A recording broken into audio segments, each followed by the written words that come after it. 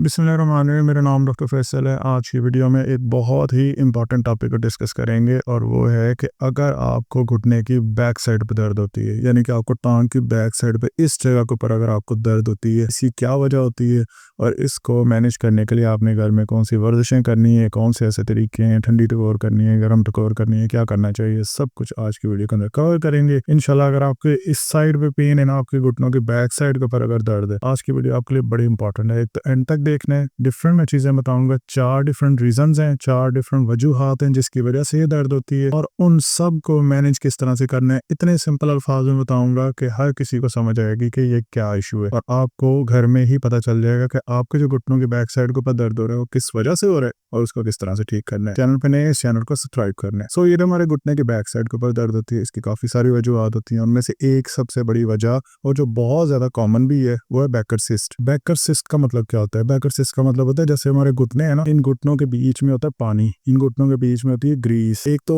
Cartilage का हम Greece कहते हैं और एक होता है पानी, साइनोवियल फ्लूइड को कहते हैं, जो घुटनों का पानी होता है प्रॉपर, जिसके लिए हम टीके भी लगवाते हैं, हाइलुरोनिक एसिड का टीके लगवा के कह रहे होते हैं कि हम अपने घुटनों में ग्रीस डलवा के हैं। सो बेसिकली ये जो पानी होता है कभी कभी ये स्लिप होके बैक साइड के ऊपर चला जाता है, इसको हम सिस्ट कहते हैं। और यहाँ पे पढ़ा रहे तो कुछ अरसे में सिस्ट बन जाती है, इसे हम मेडिकल में कहते हैं बैकर सिस्ट। ये कुछ इस तरह से होता है, ये बीच वाला पानी देख रहे हैं ना आप, ये स्लिप होकर कुछ इस तरह से आ जाता है। Cyst is field with synovial fluid. उस पानी को साइनोवियल फ्लूइड कहते हैं जो जोड़ों में बीच में होता है ना, जो घुटनों के बीच में पानी होता है, इसको हम साइनोवियल फ्लूइड कहते हैं। ये स्लिप होकर इधर आ जाए तो ये एक सिस्ट बना देता है जिसकी वजह से हमारी बैक के ऊपर कुछ इस तरह से उभार सा बना हुआ होता है। अच्छा, तो ये बहुत बड़ा उभार नहीं होता, लेकिन अगर आप अपना हाथ लगाएंगे, अपनी उंगली लगाएंगे और देखेंगे ना आपकी उंगली वहां पे स्लिप होगी, तो जो स्लिप होगी ना वो उस सिस्ट के ऊपर स्लिप होगी। अब इसको ठीक किस तरह कर सकते हैं? डॉक्टर इसके ऊपर इंजेक्शन लगा के ये वाला पानी बाहर निकाल लेते हैं। इसके अलावा डिफरेंट और भी मेथड्स होते हैं, लाइक अगर आप इसके ऊपर थोड़ी सी ट्रैक्शन दे दें, मतलब अपने जो टहने वाला जोड़ है वहां पे कोई चीज वजन बांध के अपनी टांग को नीचे लटका लें। उससे क्या होगा, जब आप वजन बांध के नीचे लटकाएंगे क्या होगा,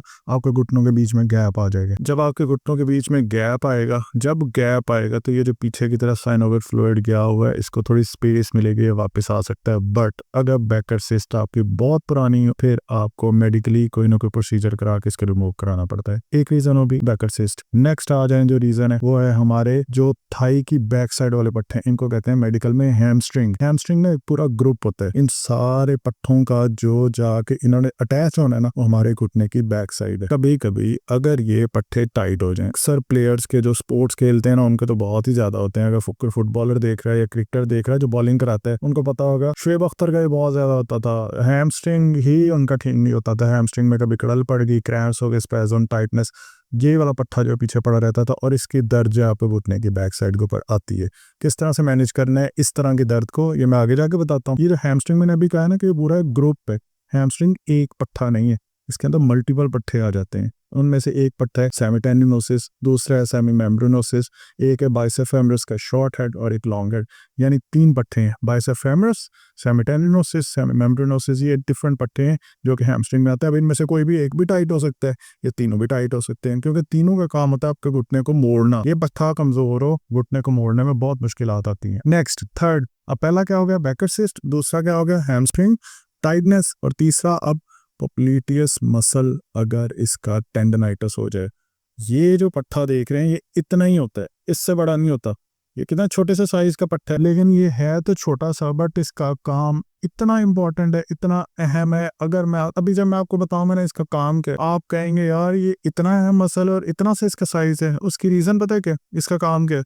अच्छा, ये मसल भी टाइट हो जाता है, इसके भी टेंडनाइटिस हो जाता है, यानी कि इस जो टेंडन होता है ना, ये पट्टे का सिरा होता है, यानी पूरे का पूरा गोश्त, उसका जो सिरा जो हड्डी के साथ टच कर रहा है इसको टेंडन कहते हैं। ये अगर सूज जाए इसे टेंडनाइटिस कहते हैं। जहां पे लफ्ज टिस आएगा ना, इसका मतलब सोजिश होती है मेडिकल के अंदर। टेंडनाइटिस इसका मतलब टेंडन की इन्फ्लेमेशन, अपेंडिसाइटिस मतलब अपेंडिक्स की इन्फ्लेमेशन, यानी ऑस्टियोआर्थराइटिस यानी कि जोड़ों की इन्फ्लेमेशन। ठीक है, सो अब जो होता है ना पोप्लीटियस मसल, इसका काम होता है जब मैं खड़ा हूँ, गौर से सुनना है इस बात को क्योंकि ये बड़ी इंपॉर्टेंट बात है। जब मैं खड़ा हूं तो मेरी टांग को, मेरे घुटने को जो बिल्कुल सीधा रखा हुआ है ना, यूं रखा हुआ है, ये पोप्लीटियस ने रखा हुआ। पोप्लीटियस मसल का दूसरा नाम होता है नी लॉकर। अभी मैं कुछ चीजें ऐसी बताऊंगा जिनको घुटनों में ग्रीस का प्रॉब्लम है, आप कहेंगे कि यार ये तो मुझे भी ये इसी पट्टे का मसला है। ये है नी लॉकर, यानी कि आपके घुटने को बिल्कुल सीधा रखता है। अगर ये खराब हो इसके ऊपर टेंडनाइटिस, आपका घुटना सीधा होगा नहीं होगा ना। अक्सर लोगों के आपने देखा होगा इस तरह की टांग होती है, उन्हें कहीं ना टांग सीधी करें, जोर लगा लो ये कर लेते हैं, लेकिन फिर आहिस्ता से इस तरह से ये शेप बन जाती है, यूं सीधा नहीं होता। ये पोप्लीटियस मसल के टेंडनाइटिस की वजह से होता है। आपका ये जो छोटा सा पट्टा है इस पे अगर टेंडनाइटिस हो जाए तो आपको घुटने की बैक साइड के ऊपर पेन रहती है, बहुत ज्यादा दर्द होती है इसकी, और इसको किस तरह से मैनेज करना है ये मैं इनके ऊपर आपको बताने लगा हूँ। सबसे पहले मैं वजूहात बता दूं, 3 वजूहात हो गई हैं। अब जो फोर्थ है इतनी कॉमन है, इतनी हर किसी के अंदर कॉमन है, और वो है घुटनों की ग्रीस कम होना। घुटनों के बीच में अगर रबड़ कार्टिलेज अगर ये कम हो जाए, पानी कम हो जाए, इसकी वजह से क्या होता है, जब ये देखें इधर, ये मैं घुटना अपना हिला रहा हूँ ना, हड्डी को नीचे लेके जा रहा हूँ, ये वाली हड्डी यहाँ पे फिक्स है, ये वाइट वाइट नजर आ रहा है, ये मूव कर रहा है। अब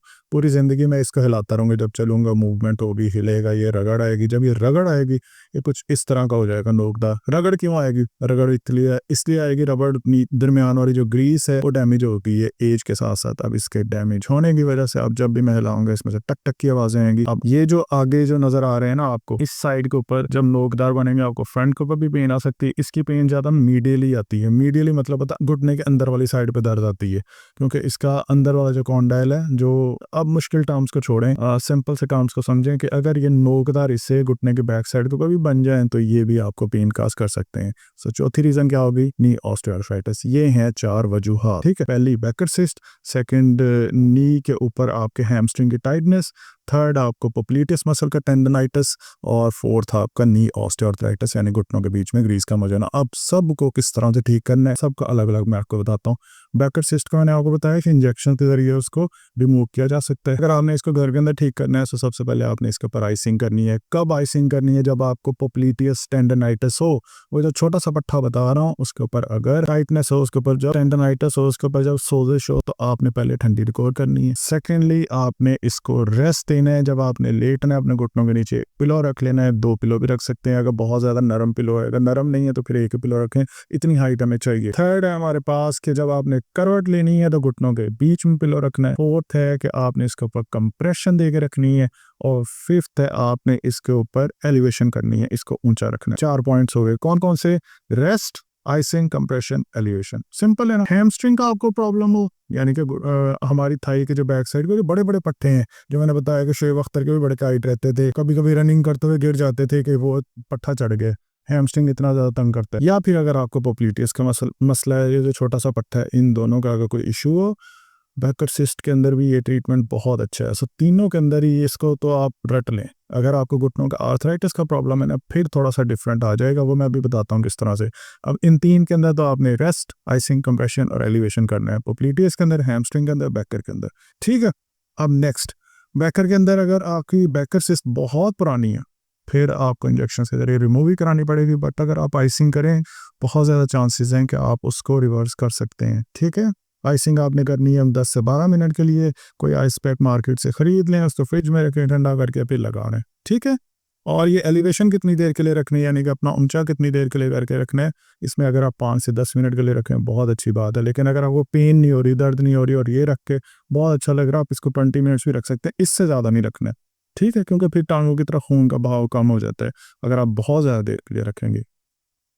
नेक्स्ट, आपने इस तरह से ऊंचा करके अपने पाँव को ऊपर और नीचे की तरफ मूव करना है, इसे कहते हैं एंकल पंपिंग। ये आपने 2 से 3 मिनट के लिए करना है। एंकल एलिवेशन करेंगे आप ज़्यादा देर के लिए, यानी ऊंचा करके रखेंगे ज़्यादा देर के लिए, लेकिन ये जो आप पाँव को ऊपर नीचे करके रखेंगे इसको आपने ज़्यादा देर के लिए नहीं करना है, ये आप सिर्फ 2 मिनट के लिए कर लें, बहुत है, ठीक है। नेक्स्ट, हमने एक पिलो रखना है अपने घुटनों के नीचे और इसको नीचे की तरफ दबाना है, 10 सेकंड के लिए होल्ड करना है, 10 से 12 दफ़ा ये एक्सरसाइज करनी है। ये नी आइसोमेट्रिक है, उन लोगों के लिए बहुत ज़बरदस्त है जिनको घुटनों की आर्थराइटिस का प्रॉब्लम है, घुटनों की ग्रीस का प्रॉब्लम है, ये एक्सरसाइज लाजमी करनी है। ये नी ऑस्टियोआर्थराइटिस के लिए नी आइसोमेट्रिक एक्सरसाइज है। नेक्स्ट एक्सरसाइज, जब आपके हैमस्ट्रिंग मसल टाइट हो, यानी कि थाई की बैक साइड वाले यहाँ वाले पट्टे अगर टाइट हों, तो सीधे लेट के टांग को सीधा ऊपर उठा लें, कोई घुटना नहीं मुड़ना चाहिए, ना दूसरा ना ये वाला। जब आप ये उठाएंगे आपकी थाई के बैक साइड वाले जो पट्टे हैं ना, ये स्ट्रेच हो जाएंगे, ये भी स्ट्रेच होंगे, पोप्लीटियस मसल के ऊपर भी खिंचाव आएगा। अगर ये करते हुए मुश्किल आ रही है आपको, तो फिर आपने इस तरह से खुद का सहारा ले लेना है, यानी कि उठाना है, इस हाथ से सपोर्ट लेनी है और 10 सेकंड के लिए इसको उठा के रखना है और फिर छोड़ देना है। अगर फिर भी बहुत ज़्यादा दर्द है तो घर में किसी को कहें कि मैं ये सीधा लेटा हूँ, मेरी टांग को सीधा ऊपर उठाएं, और ये तो मैंने उठाया थोड़ा सा, कोशिश करनी है कि इसको यहाँ तक लाजमी लेके आना है, इतना लाजमी लेके आना है। घुटने इसमें सीधे रहें, अगर घुटने मोड़ लिए ना आपने फिर कोई फ़ायदा नहीं है। घुटने सीधे रहने चाहिए। आपका जो हैमस्ट्रिंग वाला पट्टा है, जो थाई की बैक साइड वाला पट्टा है ना, इसके ऊपर फुल खिंचाव आएगा, और खिंचाव इतना आएगा कि आपको दर्द होने लग जाएगी। जब आपको खिंचाव कर रहे होंगे, अक्सर हम सो के उठ के ये नहीं करते कि हम इनको खिंचाव दे रहे हैं, ऐसे ही हमने अपने हैमस्ट्रिंग को खिंचाव देना है, उसको स्ट्रेच करना है। 10 सेकंड के लिए होल्ड करना है, और जब होल्ड करेंगे उसमें स्ट्रेच आएगा। जैसे ही आप छोड़ेंगे ना, आपके हैमस्ट्रिंग में इतना रिलीफ आएगा, आपके घुटने की बैक साइड पे इतना रिलीफ आएगा। कैसे करना है मैं अभी कुछ पिक्चर्स दिखाता हूँ आपको। इस तरह से कर सकते हैं घर में, किसी भी दीवार का सहारा लेके। अगर इस तरह से नहीं पॉसिबल, ऐसे सोफे के साथ कर सकते हैं। अब आपने सिर्फ ये नहीं करना घर के अंदर ये वाली दीवार ढूंढने लग जाएं या इस तरह का सोफा ढूंढने लग जाएं। आप इसमें अगर टांग सीधी रखेंगे तो बहुत अच्छा स्ट्रेच आएगा। अगर बहुत मुश्किल हो रही है, फिर टांग को इस तरह मोड़ भी सकते हैं, दूसरी टांग को। अब ये ना हो कि ये दो चीज़ें ढूंढने लग जाएं आप, ये वाली दीवार कहाँ पे, इस तरह का सोफा कहाँ पे। किसी भी चीज़ की सपोर्ट ले सकते हैं, सीधा लेट के दोनों टांगों को दीवार के साथ सीधा कर लें, बट एक को करेंगे ना तो बहुत ज़्यादा अच्छा स्ट्रेच आएगा। सो ये है हैमस्ट्रिंग स्ट्रेच। अगर इस तरह नहीं कर सकते, फिर घर में किसी को कहेंगे यार ये टांग को बिल्कुल सीधा ऊपर उठाएं। इंटरनेट पे लिखना है हैमस्ट्रिंग स्ट्रेच, गूगल इमेजेस के अंदर इतनी तस्वीरें, इतनी आइडियाज़, इतनी चीज़ें मिलेंगी। वो हैमस्ट्रिंग स्ट्रेच करना है आपने, ठीक है। नेक्स्ट है कि अगर ये तो हो गई कुछ वर्जिशें और कुछ ट्रीटमेंट मेथड्स। अब अगर आपको हैमस्ट्रिंग पट्टे जो आपकी थाई की बैक साइड वाले पट्टे हैं, इनके अंदर क्रैम्प्स हैं, कड़ल पड़ती है तो ये वर्जिश नहीं करनी। टाइट हैं तो ये वर्जिश करनी है। कड़ल पड़ना क्या होता है? कड़ल पड़ना होता है कि मैं अभी सीधा बिल्कुल बैठा था, सीधा बैठा हूँ और या मूव कर रहा हूँ और मेरा पट्टा ऐसे चढ़ गया है ना, और ये कड़ल थोड़ी सी देर के लिए पड़ती है। ये जो कड़ल पड़ी है, ये है नमकियात की कमी। आपने अपनी नमकियात की कमी को पूरा करना है। सर्दियों में माल्टे खाएं, माल्टों में वो आपको बहुत अच्छे से मिल जाएगा। आम रूटीन में मेडिकल स्टोर से ORS ले लें, 10-20 रुपये 30 रुपये का मिल जाएगा, उसे पिएँ, अपने नमकियात पूरे करें। कड़ल पड़ती है, आप क्रैम्प्स पड़ते हैं नमकियात की कमी की वजह से, और टाइटनेस होती है जब आप पट्टों में स्ट्रेचिंग नहीं करते, ठीक है। नेक्स्ट, इसके अलावा कुछ ऐसी रीजंस होती हैं जिनकी वजह से घुटनों की बैक साइड पे दर्द आता है, जैसे मेनिस्कस है, जैसे लिगामेंट है। सो इस तरह की डिफरेंट कंडीशंस होती हैं जिसकी वजह से आपको घुटनों के अंदर दर्दें आ सकती हैं। सो अगर आपको इस तरह का कोई भी इशू है तो आपको जो मैंने वर्जिशें बताई हैं, जो ट्रीटमेंट मेथड बताए हैं, उनको फॉलो करें। अगर आपको घुटनों के ग्रीस का प्रॉब्लम है, समझ नहीं आ रही है कि उसको किस तरह से मैनेज करना है, उसको मैनेज करने के 2 तरीके हैं। एक है आपकी ग़िज़ा, आपकी फूड, आपकी डाइट, और दूसरी आपकी वर्जिश, आपने एक्सरसाइज किस तरह से करनी है। इन दोनों के ऊपर मैंने बड़ी डिटेल से वीडियोस बनाई हैं, जो कि मैं वीडियो के एंड के ऊपर भी पिन करूंगा, डिस्क्रिप्शन में भी दे दूंगा। आपने वो वीडियोस देखनी है कि घुटनों के ग्रीस के लिए कौन सी ग़िज़ा खानी है और घुटनों के ग्रीस के लिए कौन सी वर्जिश करनी है। इन आप वीडियोस को देखेंगे, आपको बहुत कुछ समझ आएगी। सो हमारे घुटने की बैक साइड के ऊपर दर्द की 4 रीजंस: बैकर्सिस, हैमस्ट्रिंग की टाइटनेस, और पोप्लीटियस टेंडनाइटिस, और लास्ट के ऊपर हमारे पास नी ऑस्टियोआर्थराइटिस। सब के बारे में मैंने बड़ी डिटेल से बताया। कुछ पॉइंट्स अगर रह गए नीचे कमेंट्स में बताएं, और आपने ये वीडियो अपने फ्रेंड्स या फैमिली से भी लाजमी शेयर करनी है। अगर आप इस चैनल पे नए, इस चैनल को सब्सक्राइब कर लें। Thank you so much for watching this video.